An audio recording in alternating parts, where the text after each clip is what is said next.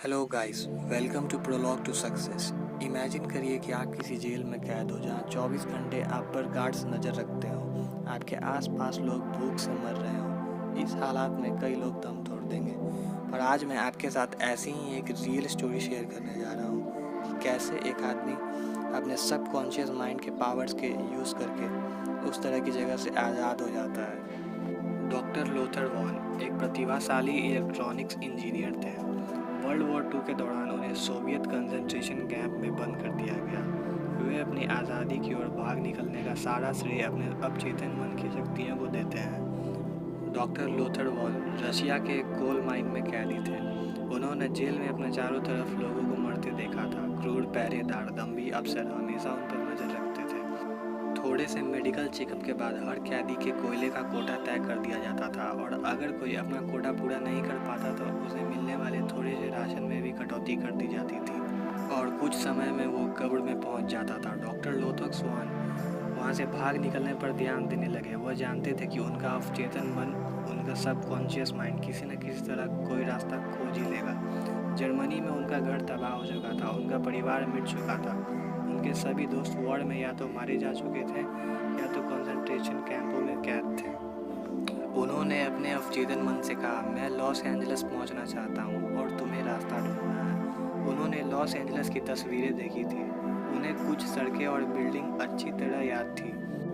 वह उन्हें बार बार देखने लगे। हर दिन रात वह अपने कल्पना में देखते थे कि वह विल्शायर रोड पर एक अमेरिकी लड़की के साथ टहल रहे हैं। अपनी कल्पना में वह स्टोर्स में जाते, बसों में यात्रा करते और रेस्टोरेंट्स में भोजन किया करते थे। हर रात वह खुद को अपनी काल्पनिक अमेरिकी कार में लॉस एंजल्स की सड़कों पर इधर से उधर जाते देखते थे। उन्होंने अपनी कल्पना में सब कुछ स्पष्ट और वास्तविक बना रखा था। वो कहते हैं कि उनके लिए यह इतना ही वास्तविक था जितना कंसंट्रेशन कैंप के बाहर लगा पेड़। हर सुबह गार्ड लाइन में खड़े कैदियों को गिनते थे। एक दिन जब 17 नंबर पुकारा गया, जो कि मेरा क्रम था, तो मैं अलग खड़ा हो गया।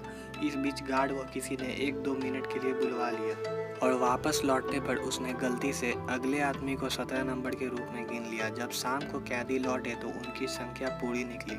किसी को पता नहीं चला कि मैं वापस नहीं लौटा और लोथर वॉन जानते थे कि उन्हें यह पता चलने में बहुत वक्त लग जाएगा। वह बिना किसी को पता चले एक दिन कैंप से बाहर निकल गए और 24 घंटे तक पैदल चलते रहे। अगले दिन उन्होंने एक वीरान कस्बे में आराम किया और मछली पकड़कर और कुछ जंगली जानवरों का शिकार करके जिंदा रहे। उन्होंने पोलैंड जाने वाली कोयले की ट्रेनें देखी और रात भर उनमें सफ़र किया जब तक कि आखिरकार वो पोलैंड नहीं पहुंच गए।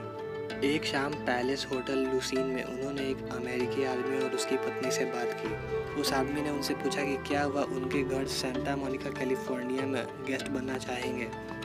लॉस एंजल्स पहुंचने पर उन्होंने देखा कि उनका शॉफर उन्हें विल्शायर रोड पर ही ले जा रहा है, जिसकी स्पष्ट कल्पना उन्होंने रसिया के खदानों में कई महीनों तक की थी।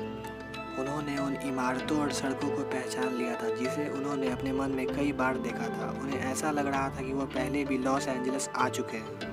वह अपने मंजिल तक पहुंच चुके थे और अंत में डॉक्टर लोथर वॉन कहते हैं कि वो अपने अवचेतन मन के चमत्कारों पर कभी हैरान होना बंद नहीं करेंगे। इसके पास आपके सपने को सच करने के ऐसे तरीके होते हैं जिनके बारे में हम कुछ नहीं जानते। तो ये थी एक रियल स्टोरी कि कैसे एक आदमी जो आज़ादी चाहता था, उसके सबकॉन्शियस माइंड ने उसके लिए सिचुएशन क्रिएट किया और वो आज़ाद हो सका। यह स्टोरी इस बात को प्रूफ करने के लिए काफ़ी है कि आप जिस भी चीज़ की कल्पना करते हैं और जिसे सच मानते हैं, आपका अवचेतन मन उसे सच बनाने के लिए काम करता है। अगर आपको ऐसे ही और भी स्टोरीज चाहिए तो नीचे कमेंट करिए। Thanks for watching.